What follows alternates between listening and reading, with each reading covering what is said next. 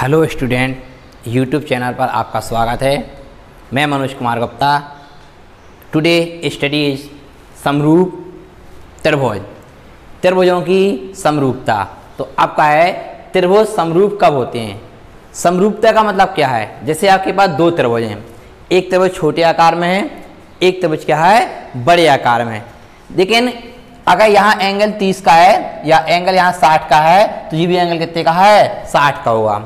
अगर हमने इसको एंगल 60 का बना लिया, ये भी समबाहु त्रिभुज है और ये भी क्या है, समबाहु त्रिभुज, एंगल 60 का। ये भी त्रिभुज 60 का है और ये भी त्रिभुज आपका 60 का है। एग्जाम्पल में ये त्रिभुज 60 का है, ये त्रिभुज 60 का है। दो त्रिभुज, ये भी समबाहु त्रिभुज है, इसकी तीन भुजाएं बराबर हैं।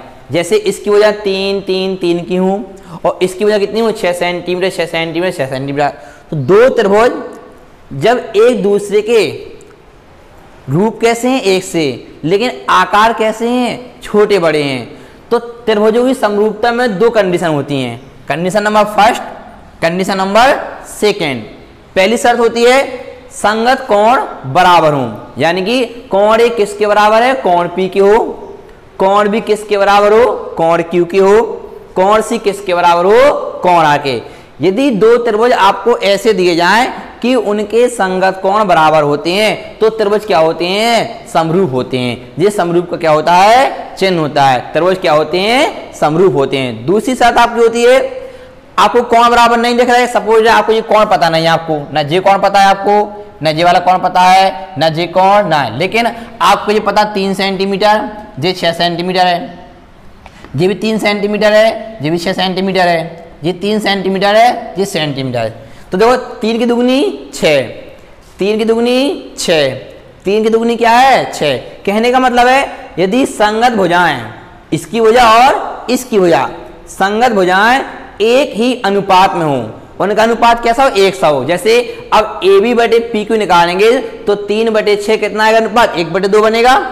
तो इसका भी निकालें, ए सी बटे पी आर निकालें तो 1/2 अनुपात आएगा। बी सी बटे क्यू आर निकालें तो 1/2 अनुपात आएगा। हम एग्जाम्पल में ऐसे समझ सकते हैं, जैसे 3 सेंटीमीटर को 4, तो जी कितने कर दें, 8 सेंटीमीटर। जी आपकी 5 की है, जी कितनी की आपकी 10 की है। तो देखिए 3 दूनी 6, 1/2 अनुपात बनेगा। 4 की दुगनी 8, दोगुनी अनुपात में बढ़ रही हैं, 5 की दुगनी 10। तो कहने का मतलब है यदि एक त्रिभुज की भुजाएं और दूसरी त्रिभुज की भुजाओं का जो संगत भुजाएं हैं वो कैसी हो, उनका अनुपात कैसा हो, एक ही हो। तीनों का अनुपात कैसा हो, समान हो, तो भी आपके त्रिभुज क्या होते हैं, समरूप होते हैं। तो त्रिभुज समरूप होने की दो शर्त होती हैं। पहली शर्त संगत कोण कैसे हो, बराबर होने चाहिए। दूसरी शर्त संगत भुजाएं एक ही अनुपात में होनी चाहिए। तो इस एक्सरसाइज में हम आपको त्रिभुजों की समरूपता पर आधारित क्वेश्चन को देखते हैं। तो आज की आपकी प्रमेय है बच्चों, आधारभूत समानुपात का प्रमेय, जिसे हम कहते हैं थेल्स प्रमेय। वैज्ञानिक थेल्स ने आधारभूत समानुपात का से रिलेटिव एक प्रमेय दी थी, जिन्होंने अपने नाम पर उन्होंने इस प्रमेय को नाम दिया थेल्स प्रमेय। तो वैज्ञानिक थेल्स के नाम से इस प्रमेय को हम थेल्स प्रमेय कहते हैं। प्रमेय क्या है, तो प्रमेय का स्टेटमेंट है वो ये है, यदि किसी त्रिभुज की एक भुजा के समांतर अन्य दो भुजाओं को प्रच्छेद करने वाली रेखा खींची जाए तो अन्य दो भुजाएं एक ही अनुपात में क्या होती हैं, विभाजित होती हैं। तो आपको कह दिया गया है एक त्रिभुज ABC, तो आप बनाएंगे एक त्रिभुज ABC बनाया आपने। अब इस त्रिभुज की एक भुजा कौन सी ले ली, BC। इस BC के समांतर एक रेखा खींचनी है जो AB और AC को क्या करती है, प्रतिच्छेद करती है। तो हम क्या करेंगे, BC के समांतर एक रेखा खींचेंगे जो D और E पर क्या करती है, प्रतिच्छेद करती है। अब आपको सिद्ध करना है कि ये भुजाएं जो आपकी हैं वो कैसी होती हैं, एक ही अनुपात में विभाजित होती हैं। तो सबसे पहले आप लिखेंगे दिया है, तो दिया में क्या दिया है सवाल आपको दिया गया BC किसके समांतर है, DE के। आप लिखेंगे आपको दिया गया है BC समांतर DE। ठीक, सिद्ध करना, आपको क्या सिद्ध करना है, AB और जो AC है वह एक ही अनुपात में क्या होती है, विभाजित होती हैं। अर्थात आपको सिद्ध करना है AD बटे BD। सिद्ध करना है AD बटे BD बराबर AE बटे EC। जब आपको सिद्ध करना है, आप इसमें कुछ रचना करेंगे। रचना आप क्या करेंगे, बिंदु D से इस पर एक लंब डालेंगे। ये 90 को बनाया, इसको हमने लंब N बोला। तो आपने लिखा कि रचना में आपने लिखा DN लंब कैस पर AC, ठीक। और बिंदु E से भी एक लंब डालेंगे जो यहाँ पे किस पर आएगा, आपके M पर आएगा।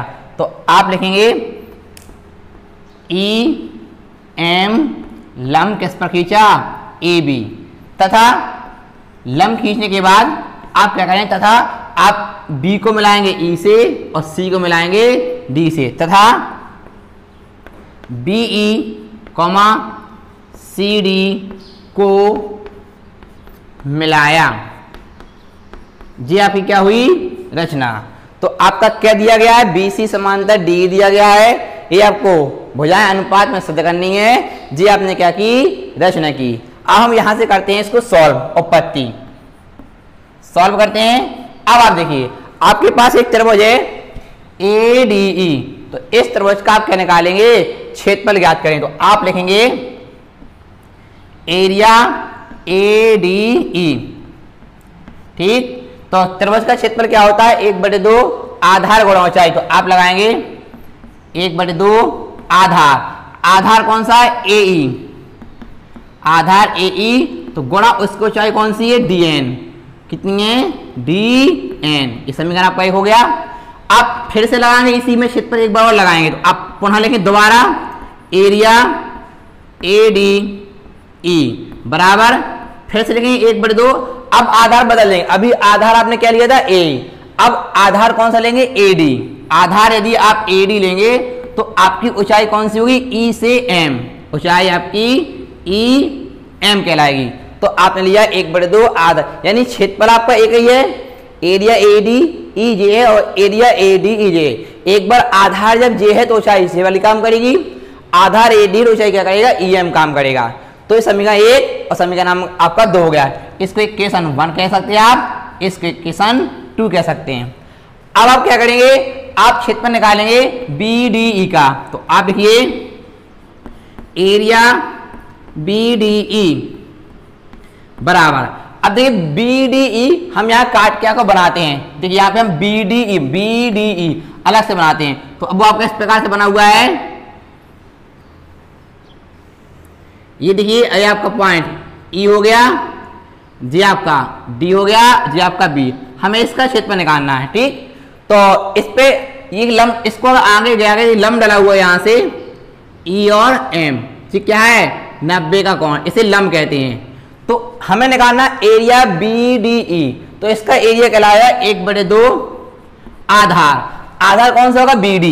आधार कौन सा होगा, BD। क्योंकि हम B से A तक M तक नहीं जाएंगे, हमें इतना है ना BD। तो आधार का BD गुणा ऊंचाई क्या कहलाएगी आपकी EM। क्या कहलाएगी, ऊंचाई EM। समीकरण नंबर 3। अब आप निकाल लेंगे एरिया इस साइड वाला CDE, इसका भी क्षेत्रफल ज्ञात करें। एरिया का मतलब है क्षेत्रफल। देखिए हम इसको भी यहाँ काट के बनाते हैं अलग से। तो ये ऐसा बनेगा आपका चित्र है। आप पेपर में भी इसको इस प्रकार से चित्रों को काट के बना सकते हैं। कौन कौन त्रिभुज लेना है, इससे नंबर आपको ठीक से मिलते हैं और सवाल कभी गलत नहीं होता है। जी आप देखिए, इस त्रिभुज का क्षेत्रफल निकालना है आपको। यहाँ से एक लंब डाला हुआ है जी N, जी क्या है लंब डाला गया है।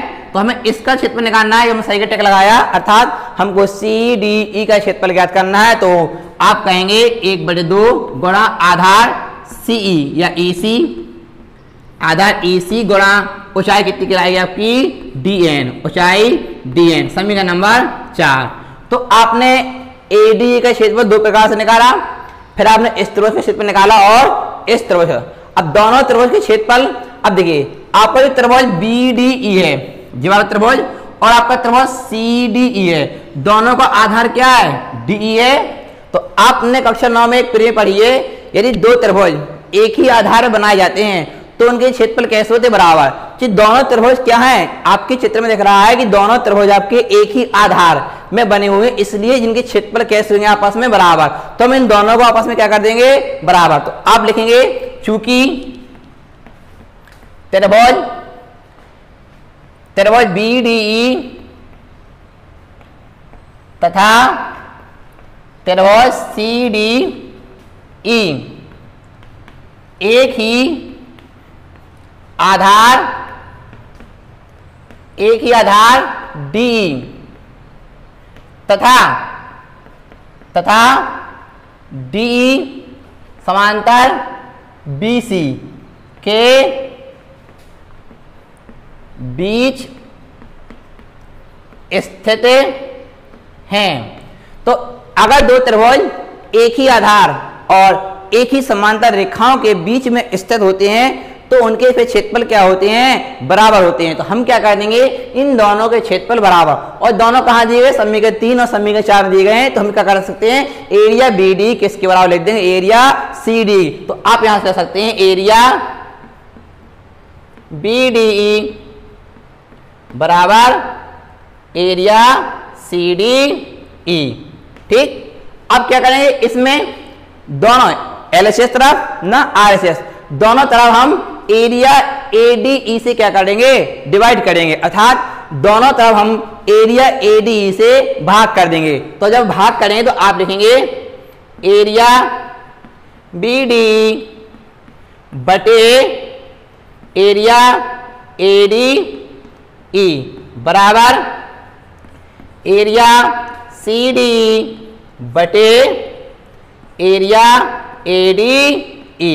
आपने क्या किया दोनों पक्षों में भाग कर दिया। अब मान रखिए एरिया BD का मान कितना है 1/2 गुणा BD कहाँ है आपका जी 1/2 गुणा BD गुणा EM बटे इसे मान रखिए 1/2। अब कौन सा AD दो प्रकार से AD है, लेकिन यहां पर कौन सा रखेंगे तो आपका यहां ऊंचाई कौन सी EM, तो आपकी इस वाले में ऊंचाई कौन सी है समीकरण 2 का मान यहां रखने पर तो आपका आएगा AD गुणा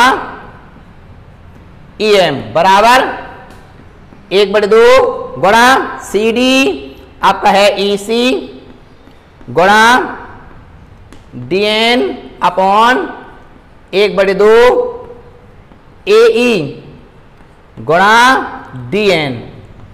1/2 से आपका 1/2 कैंसिल हो जाएगा, EM से आपका EM कैंसिल, 1/2 से 1/2 कैंसिल, DN से DN।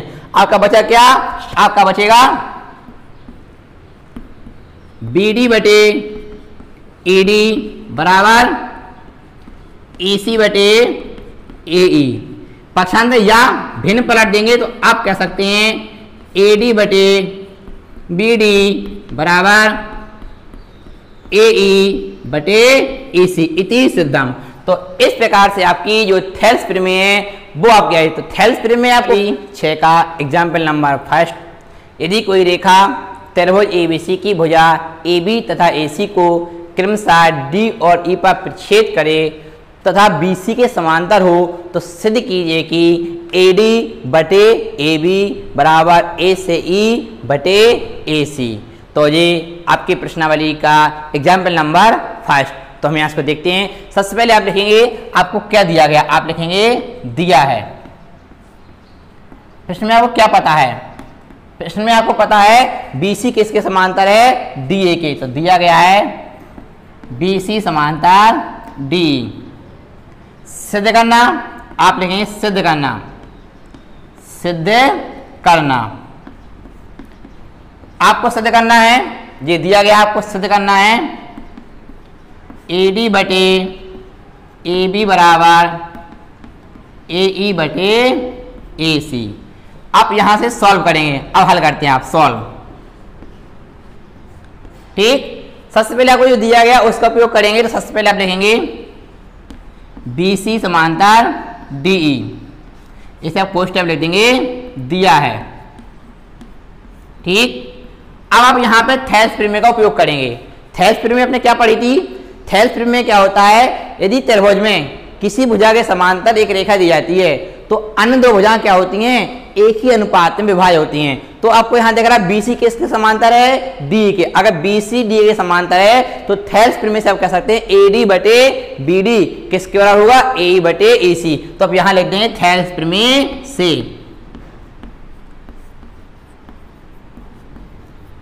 थेल्स प्रमेय से, या थेल्स प्रमेय लिखना हो तो पूरा नाम लिखिए आप, आधारभूत समानुपात का प्रमेय से। फुल नाम क्या है इसका, आधारभूत समानुपात का प्रमेय से। तो थेल्स प्रमेय से आप कह सकते हैं AD बटे BD बराबर AE, जो आपका AE बटे EC। ठीक, थेल्स प्रमेय से आपका भुजाओं का अनुपात एक ही अनुपात में आ गया। अब लिखिए या में आप क्या करेंगे, थोड़ा भिन्न को पलट दें, क्योंकि हमको AD ऊपर आवाना है। ठीक, तो हम भिन्न को क्या कर सकते हैं, पलट देंगे। भिन्न को पलटेंगे तो आपका आएगा BD बटे AD बराबर AC बटे AE। भिन्न को आपने क्या किया, पलटा। अब दोनों पक्षों में आप क्या करेंगे, एक जोड़ेंगे। तो आप लिखेंगे दोनों पक्षों में 1 जोड़ने पर, दोनों पक्षों में 1 जोड़ने पर। ये थोड़ी सी ट्रिक याद करेंगे आप कि दोनों पक्षों में क्या करते हैं, 1 को ऐड करते हैं। तो यहां भी 1 को ऐड करेंगे और यहां भी हम क्या करते हैं, 1 को ऐड करते हैं। तो आप लिखेंगे BD बटे ED प्लस 1 बटे 1 बराबर EC बटे AE और प्लस 1 बटे 1। अब इसका एलसीएम लेंगे, कितना आएगा एलसीएम, AD इक्वल, यहां एलसीएम कितना आएगा, AE आएगा आपका। AD का भाग AD में करेंगे, एक बार जाएगा, एक का गुणा BD में कराएंगे तो आपका आएगा BD प्लस, एक का भाग AD में करेंगे तो AD बार भाग जाएगा, AD का गुणा 1 में कराएंगे क्या आएगा आपका AD।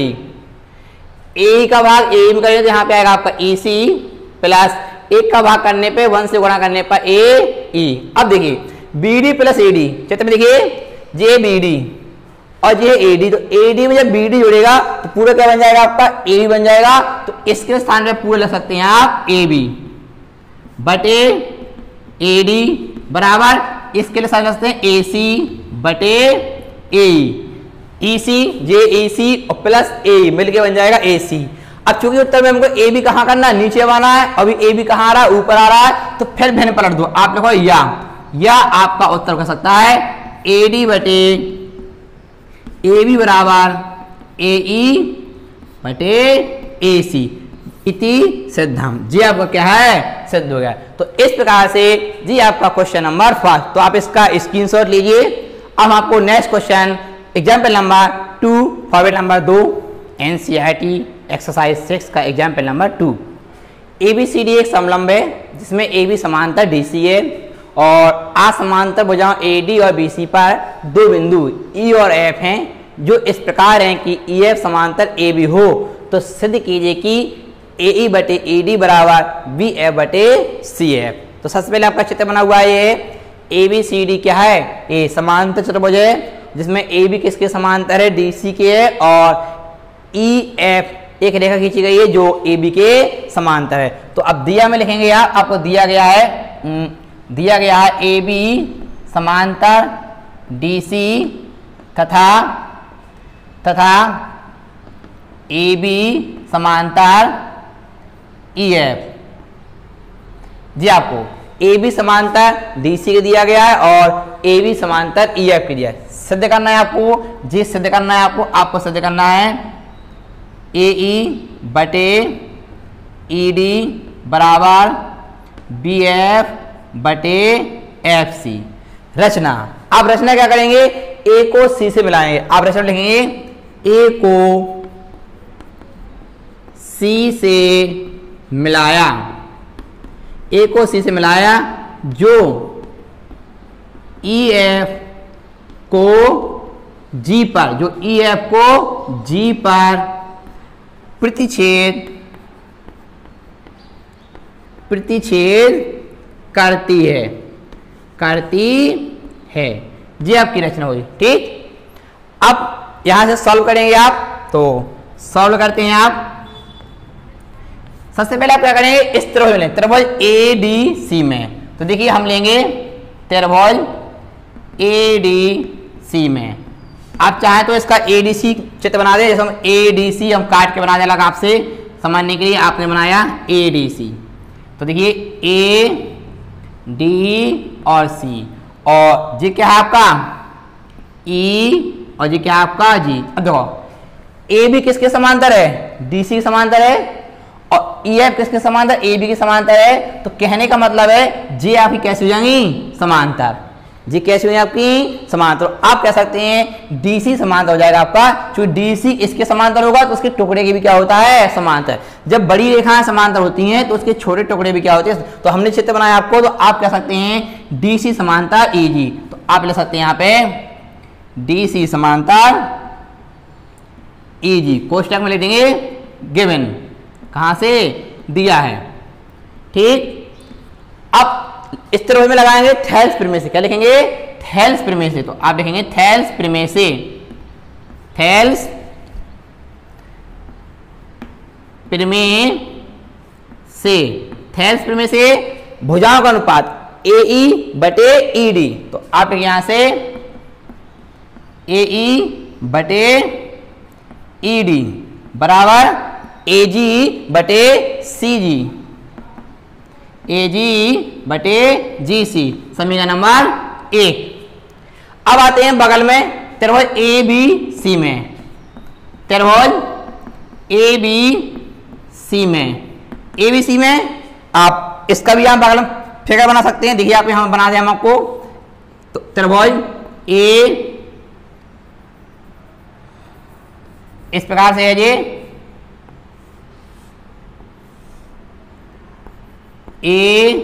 ABC, और जी एक रेखा खींची हुई है जिसके समांतर है F और G।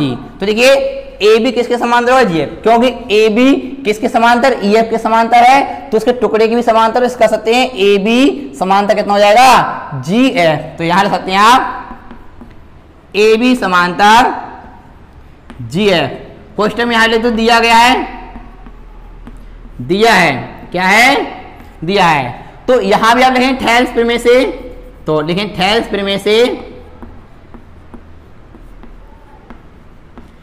थेल्स प्रमेय से, थेल्स प्रमेय से आप कह सकते हैं, इसमें कह सकते हैं, इसमें देखिए यहां पे, इसमें आप कह सकते हैं AG बटे GC,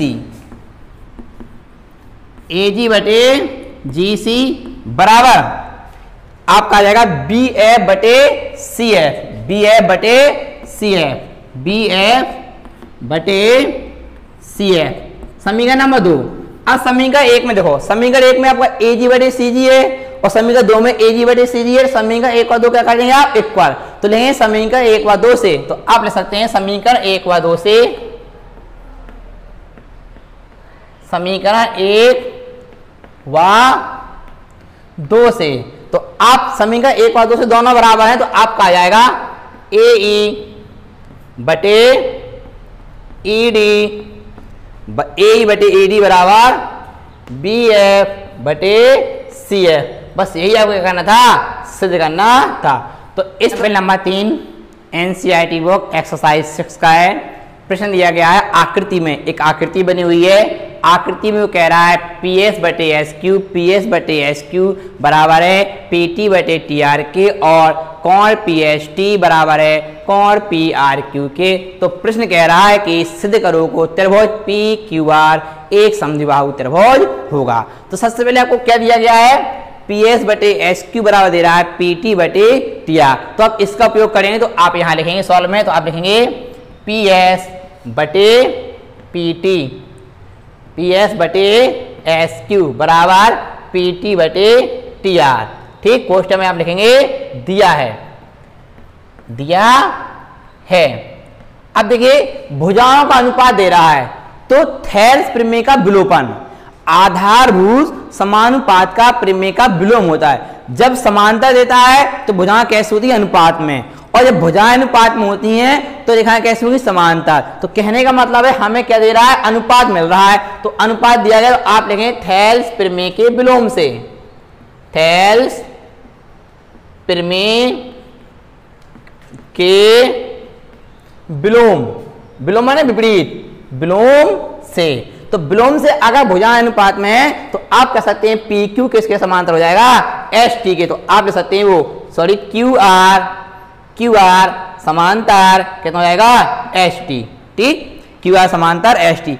अब क्यू आर समांतर एस टी है तो अगर क्यू आर एस टी समांतर है, अगर ये रेखाएं समांतर है तो जी क्या है, एक तिर्यक रेखा है, जी क्या है, एक तिर्यक रेखा। तो अब देखिए चूंकि क्यू आर समांतर एस टी तथा क्यू आर समांतर एस टी तथा पी क्यू तिर्यक रेखा है तथा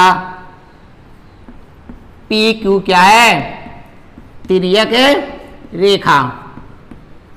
अगर पी क्यू तिर्यक रेखा है तो आपके ये कोण कैसे हो जाएंगे, बराबर। तो ये कौन से कोण कहलाते हैं, संगत कोण। तो आप सकते हैं कोण पी एस टी बराबर कौन सा कोण, क्यू के, पी एस टी बराबर कोण क्यू के, समीकरण नंबर 1। इसी प्रकार इस तरफ आइए तो ये भी आपके संगत कोण होंगे, तो लिख देंगे यहाँ पे संगत कोण, संगत कोण। इसी प्रकार आप कह सकते हैं यहाँ पे कोण पी टी एस, कोण पी टी एस बराबर कौन से कोण के, आर के, कोण आर के। समीकरण नंबर 2 ये भी आपका कौन सा है, संगत कोण। ठीक, अब आप देखिए जी आपके संगत कोण हो गए, जी आपके कैसे हैं, संगत कोण। अब प्रश्न के अनुसार पी एस टी किसके बराबर है, चूंकि कोण पी एस टी बराबर कोण पी आर क्यू के। ठीक, तो पी एस टी किसके बराबर है, कोण क्यू बराबर जी कौन सा कोण है, आर। तो कोण क्यू बराबर कोण, किसी त्रिभुज के दो कोण बराबर हो तो उनकी भुजाएं कैसे होती हैं, बराबर। तो आप कह सकते हैं कोण क्यू के सामने आपकी कौन सी भुजा है, पी आर। ठीक, और बराबर इसके सामने कौन सी भुजा है, पी क्यू। कोष्टक में आप लिख सकते हैं समान कोण की सम्मुख भुजा, समान कोण की सम्मुख भुजाएं, समान कोण की सम्मुख भुजाएं कैसे होती हैं, बराबर होती हैं। अतः अब आप कह सकते हैं, अतः आप कह सकते हैं या यही लिख सकते हैं, अतः आप कह सकते हैं त्रिभुज पी क्यू आर समद्विबाहु होगा, समद्विबाहु होगा। ठीक, तो त्रिभुज समद्विबाहु। तो जी आपका एनसीईआरटी का एग्जाम्पल नंबर। तो आज हमने आपको इस वीडियो में थेल्स प्रमेय बताई और एनसीईआरटी बुक एक्सरसाइज 6 के एग्जाम्पल फर्स्ट, सेकेंड और थर्ड, तो 3 एग्जाम्पल और थेल्स प्रमेय को आज हमने आपको बताया है। नेक्स्ट वीडियो में आपको प्रश्नावली के सवाल बताएंगे। तो यदि आपको मेरी वीडियो शुरू से अंत तक समझ में आई हो तो आप मेरे चैनल को सब्सक्राइब कीजिए, बेल आइकन की दबाइए ताकि आपको नेक्स्ट वीडियो फॉरवर्ड हो सके। तब तक